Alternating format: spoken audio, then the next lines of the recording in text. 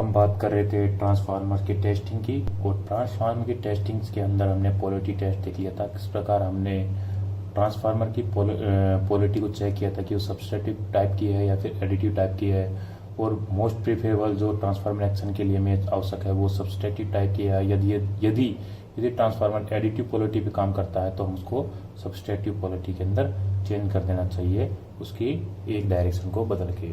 ठीक है, तो आज जो हम टेस्ट देखने वाले हैं वो है ओपन सर्किट टेस्ट। जो ट्रांसफार्मर में ओपन सर्किट टेस्ट काम में लिया जाता है वो क्यों उसको जो किन चीजों को ज्ञान जानने के लिए काम लिया जाता है, तो हम देखेंगे कि ओपन सर्किट टेस्ट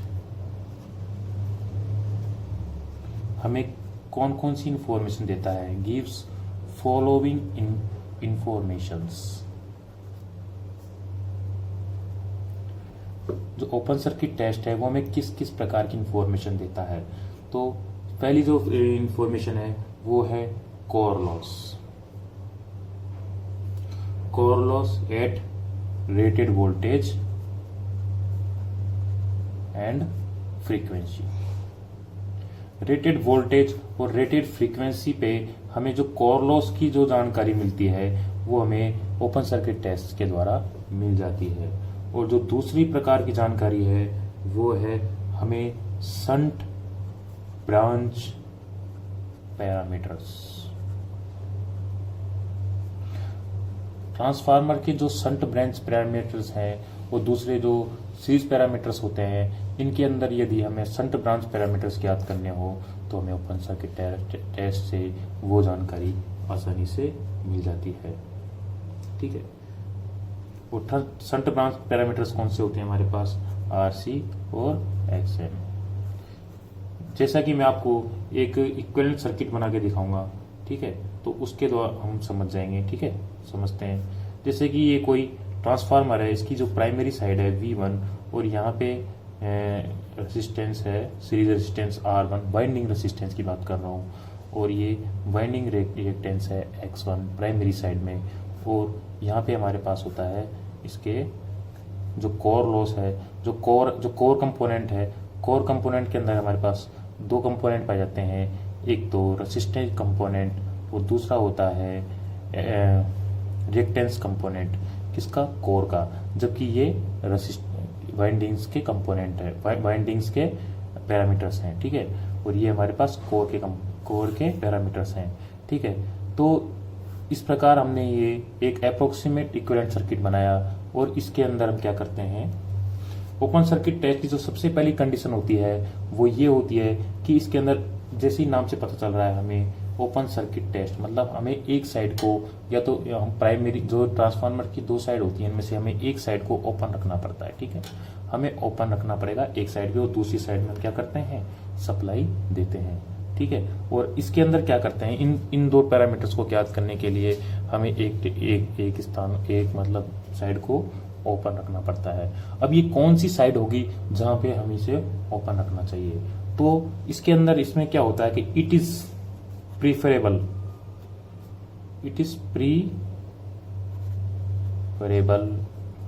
और सजेस्टेड। ये सजेस्ट किया जाता है, ये सलाह दी जाती है कि आप जो इस टेस्ट को करें वो कौन सी साइड करें, हमेशा लो वोल्टेज साइड ही परफॉर्म करें। ठीक है, लो वोल्टेज साइड ही परफॉर्म करेंगे तो इसका हमारे, और जब हम लो वोल्टेज साइड से परफॉर्म कर रहे हैं या फिर एक्साइटेशन दे रहे हैं तो ऑब्वियस सी बात है जो हमारी दूसरी साइड है वो एचवी साइड कौन सी होगी, ओपन साइड होगी। इसके अंदर एचवी साइड को तो ओपन रखना है और एलवी साइड पे हमें क्या देना है, एक्साइटेशन देना है। अब एलवी साइड हम एक्साइटेशन दे रहे हैं तो एचवी साइड हमेशा ओपन हो जाएगी। ठीक है, तो इस प्रकार हम इसको टेस्ट को परफॉर्म करते हैं। अब ऐसा क्यों किया जाता है, ऐसा होने का सबसे बड़ा एक कारण है कि जो हमारा कोर लॉस कंपोनेंट है, इसमें जो कोर लॉस जो करंट आता है, जो कोर कंपोनेंट जो करंट आता है आई नोट, और एक करंट होता है हमारा, दूसरा करंट का भाग होता है आई नोट डैश। जो आई नोट डैश करंट होता है जब हमारी ये सर्किट एक ट्रांसफार्मर की तरह वर्क कर रही होती है तो ये लोड करंट होता है, ये दूसरी जगह फ्लो होता है। और ये आई नोट करंट है ये हमारे कोर कंपोनेंट है जो कोर में फ्लो होता है। ठीक है, अब यदि इसी की एक साइड को ओपन कर दिया जाए तो ये जो करंट आई नोट होता है, जो टोटल करंट आई हमारा जो सप्लाई से आ रहा है, उसका केवल 2 से 4% ही होता है। 2 से 4% ही इसका मान होता है। किसका? जो टोटल करंट हमारा फ्लो हो रहा है, यदि हम इसे रेटेड करंट पे या रेटेड लोड पे चलाएं तो उस कंडीशन में जो आई नोट का मान होता है, आई नोट इज इक्वल टू 2 से 4% of the full load current. जो फुल लोड करंट होता है हमारा, उसका कितना परसेंट होता है? 2 से 4% होता है। ठीक है, अब ये 2 से 4% यदि है तो हम जानते हैं कि यदि इसे हाई वोल्टेज साइड परफॉर्म कराएंगे तो हम ये जानते हैं जैसे कि ये लो वोल्टेज साइड है और ये हाई वोल्टेज साइड है, मान लीजिए। ठीक है, अब यदि हाई वोल्टेज साइड है, लो वोल्टेज साइड है, यहाँ पे वोल्टेज का मान कम होता है और हाई वोल्टेज साइड पे हमारे हमेशा वोल्टेज का मान अधिक होता है। ऑब्वियस सी बात है, यदि पावर दोनों साइड सेम है तो फिर करंट का मान लो वोल्टेज साइड हमेशा अधिक होगा और हाई वोल्टेज का साइड हमेशा कम होगा। ठीक है, अब यदि इसे इस ट्रांसफार्मर को यदि एचवी साइड ही हम एक्साइटेशन देते तो हम यहाँ देखते हैं कि करंट का मान जो रेटेड करंट का मान होगा वो काफी कम होगा बजाय किसके? लो वोल्टेज साइड के। ठीक है, अब यदि ये इसका मान ही काफी कम है और इसका भी यदि आप 2 से 4% निकाल दोगे तो फिर इसका मान बहुत ही कम हो जाएगा, ड्रास्टिकली रिड्यूस हो जाएगा। और इतने कम मान को मेजर करना इज नॉट गुड प्रैक्टिस। ठीक है, आप इसको आसानी से नहीं मेजर कर पाते और यदि करते भी हो तो आपको एक गुड प्रिसीजन, आपको एक मेजरिंग इंस्ट्रूमेंट काम लेना पड़ेगा जो कि बहुत ही कॉस्टली पड़ जाता है। ठीक है, और इतना आसान नहीं होता है उसको मेजर करना, तो फिर हम कोशिश करते हैं कि इस ट्रांसफार्मर को लो वोल्टेज साइड ही परफॉर्म किया जाए ताकि हमें एक अधिक रेटेड करंट को मेजर करने पर 2 से 4% of the full load current करेंगे, क्योंकि ये ओपन सर्किट में काम कर रहा है। हमारे पास जो करंट प्राप्त होगा वो हमें केवल आई नोट ही प्राप्त होने वाला है, क्योंकि जो दूसरी साइड है, सेकेंडरी साइड, वहां तो करंट फ्लो होगा ही नहीं क्योंकि वो ओपन साइड है। और यदि ओपन साइड है तो जो टोटल करंट आई वन है वो टोटल क्या हो जाएगा? आई नोट के बराबर हो जाएगा। और जो कि हम जानते हैं कि 2 से 4% ही होता है, तो कुछ ना कुछ ऐसा मान आएगा जिसको हम मानने में ज्यादा दिक्कत नहीं आएगी, उसको मेजर करने में ज्यादा दिक्कत नहीं आएगी। इसलिए हम सजेस्ट करते हैं कि ट्रांसफार्मर को हमेशा लो वोल्टेज साइड ही परफॉर्म कराया जाए। ठीक है, तो ये तो बात हो गई हमारे कुछ सेटअप की कि हमें क्या क्या करना होता है। अब दूसरी चीज, हमें इस ट्रांसफार्मर को मेजर करने के लिए जो कोर लॉस कंपोनेंट के जो शंट ब्रांच पैरामीटर्स है, इनको ज्ञात करने के लिए कुछ और जो अरेंजमेंट की आवश्यकता पड़ेगी वो है, एक हमें वोल्ट मीटर लगाना पड़ेगा। ठीक है, वोल्ट मीटर लगाना पड़ेगा। तो हम एलवी साइड यदि ट्रांसफार्मर को वर्क करते हैं तो उसका एक फायदा ये भी है कि हमें लो वोल्टेज सोर्स की आवश्यकता पड़ेगी, लो वोल्टेज जो हमारा मेजरिंग इंस्ट्रूमेंट है उसकी आवश्यकता पड़ेगी, ना कि अधिक वोल्ट मीटर की, अधिक रेटिंग के वोल्ट मीटर की, क्योंकि हमने यहाँ पे साइड करा रहे हैं लो वोल्टेज साइड, और लो वोल्टेज साइड पे हमें जो रेटेड वोल्टेज है वो आसानी से हमें मेजर कर सकते हैं। ठीक है, वो और दूसरी और वोल्ट मीटर को किस साइड लगाएंगे? वोल्ट मीटर को हमेशा ट्रांसफार्मर के कहाँ लगाएगा? ट्रांसफार्मर के हमेशा पैरेलल में लगाया जाता है। ठीक है, ये हमारा ट्रांसफार्मर हो गया। ठीक है, अब जो दूसरी चीज है कि हम क्या लगाते हैं? दूसरा हम जोड़ते हैं इसके अंदर एमीटर। एक एमीटर इंस्ट्रूमेंट भी लगाया जाता है, वो लगाया जाता है ट्रांसफार्मर के सीरीज में, ताकि हम रेटेड करंट को नाप सकें, और रेटेड करंट का मान हमेशा सीरीज में ही होता है। ठीक है, अब जो तीसरी चीज है वो है वाट मीटर।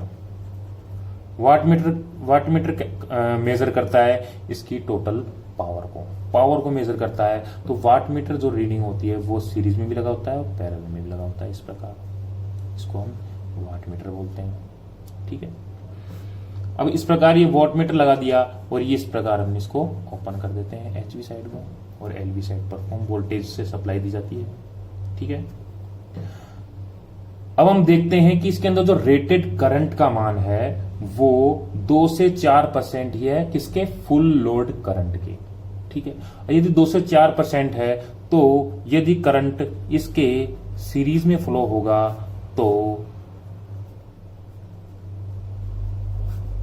यदि ट्रांसफार्मर के दो फुल लोड करंट की बजाय 2 से 4% ही करंट का मान फ्लो हो जाए तो फिर जो इसके अंदर होने वाले लॉसेस हैं R1 और X1 यहाँ पर बहुत ही कम हो जाते हैं। ठीक है, तो यहाँ पे लॉसेस कम हो जाते हैं और इतने कम हो जाते हैं कि I²R, ठीक है, और I²R में भी 2 से 2% इसका करंट का मान कितना हो जाता है, 2% से 4% के बराबर। तो इसका स्क्वायर का मान और भी रिड्यूस हो जाता है। तो यदि इसका मान और भी रिड्यूस हो जाता है तो फिर हम इसको क्या कर सकते हैं, एक तरह से नेग्लिजिबल कर सकते हैं। ठीक है, तो इस प्रकार इसका मान बहुत ही ज्यादा रिड्यूस होता है। तो फिर हम इसको क्या करेंगे, इसका एप्रोक्सीमेट सर्किट बनाएंगे और एप्रोक्सीमेट सर्किट में हम इसको केवल नगण्य मान लेंगे, किसको, इस सीरीज पैरामीटर्स को। और अब हमारे पास केवल रह जाते हैं शंट ब्रांच पैरामीटर्स, और शंट ब्रांच पैरामीटर्स में ये कोर लॉस कंपोनेंट का करंट और रेजिस्टेंस RC हो गया और ये रिएक्टेंस कंपोनेंट हो गया। वो टोटल करंट कितना फ्लो हो रहा है, I0, और I0 किसके इक्वल होता है, और किसके इक्वल है, I1 के। ठीक है, I1 क्या है, रेटेड करंट, रेटेड, और यहाँ पर हमने इसको क्या दिए, सप्लाई दिए। सप्लाई कितनी दिए, रेटेड वोल्टेज। ठीक है, रेटेड वोल्टेज हमने सप्लाई दी है। ठीक है, तो अब हमारे पास क्या क्या निकल के आता है। अब हमने क्या क्या मेजर कर लिया, हमने इसकी पावर को मेजर कर लिया, हमने इसके करंट को मेजर कर लिया। ठीक है, और हमने इसके क्या कर लिया, हमने इसके वोल्टता को मेजर कर लिया। अभी तीनों में से ये वोल्टेज तो रेटेड है, जो कि हमें रेटेड वोल्टेज जब तक हम वो रेटेड वोल्टेज पे ही हम शॉर्ट सर्किट टेस्ट को परफॉर्म करते हैं, तो हमने आपको पहले ही बताया था। और यहाँ पे W0 और I0। तो अब हम इनसे हम किस प्रकार इनके short circuit shunt branch parameters निकालेंगे वो देखने की बात है। ठीक है, तो हम क्या करते हैं, जो टोटल हमारे पास जो लॉसेस आए हैं वो हम जानते हैं कि इसकी वजह से लॉसेस तो बहुत ही ज्यादा रिड्यूस हो गए। तो जो टोटल लॉसेस होते हैं वो लॉसेस किसके बराबर हो गए, टोटल आयरन लॉसेस के। और टोटल आयरन लॉस किसको मेजर करे, जो वाट मीटर मेजर कर रहा है वो क्या कर रहा है, टोटल आयरन लॉसेस को। अब यदि टोटल आयरन लॉसेस को मेजर कर रहा है तो आयरन लॉसेस का मान V0 into I0 into cos phi होगा। इस तो टोटल हमारे पास लॉसेस आएंगे वो केवल रेसिस्टेंस इसके अंदर ही आएंगे, रेसिस्टिव एलिमेंट में ही आएंगे। और इसका मान कितना है, I0 cos फाई। ठीक है, और इसका जो पावर फैक्टर है वो cos फाई हो जाएगा। ठीक है, अब इसका पावर फैक्टर हम निकालेंगे तो cos phi is equal to PI upon V0 into I0। तो इस प्रकार हमारे पास इसका पावर फैक्टर निकल गया। यदि हम इसको फेजर में बनाए, इस पर डायग्राम को हम फेजर में बनाए, तो फिर यदि हम देखेंगे कि यहाँ पर जो टोटल करंट I0 है इसके दो पार्ट हो रहे हैं। एक हो रहा है हमारे पास रिएक्टिव कंपोनेंट और दूसरा है रेसिस्टिव कंपोनेंट में जो बहने वाला करंट, इसको हम कोर करंट बोलेंगे इसको। और फिर ये जो इन दोनों के बीच में जो हमारे पास पावर फैक्टर मिलेगा, जो एंगल मिलेगा उसको पावर फैक्टर cos फाई बोलेंगे, और ये फाई m। ठीक है, ठीक है।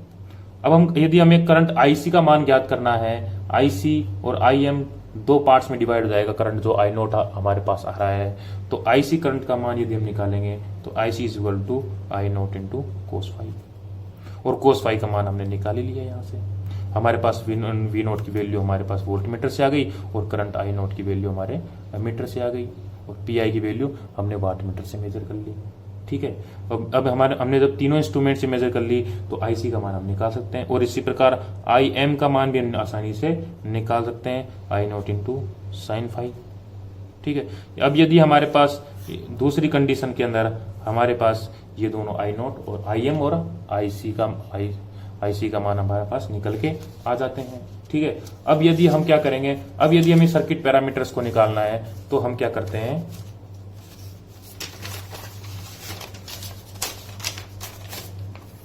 जब हमारे पास IM और IC का मान निकल गया तो हम थर्ड स्टेप क्या करते हैं, थर्ड स्टेप में हम करेंगे RC is equal to V0 upon IC, जैसा कि सबको पता है।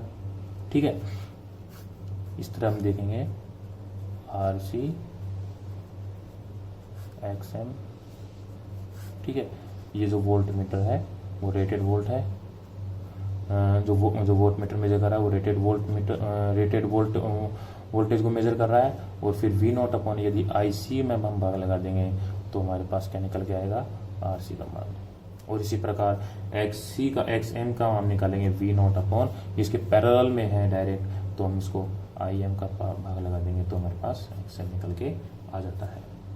ठीक है, तो इस प्रकार हम ये जो यदि हमारे पास सर्किट के ये पैरामीटर्स निकल के आ जाते हैं तो फिर हम कहते हैं कि ये कौन सा टेस्ट है, नो लोड टेस्ट। और इसके द्वारा हमने क्या ज्ञात कर लिया, इसके शंट ब्रांच पैरामीटर्स को हमने ज्ञात कर लिया। इसको ज्ञात करने का एक तरीका और है, या फिर आप इसको काम लेना चाहो तो फिर इसके अंदर हम क्या करते हैं, जैसे कि यदि आप पावर मेजर कर रहे हो तो पावर हमारे पास जो लॉसेस आएंगे वो टोटल हमारे पास रेसिस्टिव एलिमेंट के अंदर ही आएंगे। ठीक है, अब यदि रेसिस्टिव एलिमेंट के अंदर ही आपके टोटल लॉसेस आ रहे हैं तो W0 बराबर I स्क्वायर इंटू RC। ठीक है, सॉरी, या फिर इसको ये भी बोल सकते हो VOC स्क्वायर अपॉन RC। तो RC का मान आप यहां से निकाल सकते हो VOC स्क्वायर अपॉन W0। ठीक है, अब ये VOC का मान हमारा रेटेड वोल्टेज है और W0 का मान हमारा क्या है, वाट मीटर रीडिंग है। तो इस प्रकार हमारे पास RC निकल गया, और RC निकलने के बाद हम क्या करते हैं, I0 बराबर VOC अपॉन RC। ठीक है, तो हमारे पास क्या निकल के आता है, करंट IC का मान निकल के आता है IC इज इक्वल टू, हम इस सर्किट के अंदर देखेंगे कि हमारे पास IC बराबर VOC अपॉन RC। ठीक है, IC का मान हमारे पास आ गया, RC का मान आ गया, तो फिर I5 का मान हम पता लगा सकते हैं I0 स्क्वायर माइनस का IC का होल स्क्वायर। ठीक है, अब यदि ये हमारे पास निकल गया तो XM का मान कैसे निकलेगा, XM बराबर VOC अपॉन IM। ठीक है, तो फिर इस प्रकार हमारे पास क्या निकल गए, दो पैरामीटर्स निकल गए।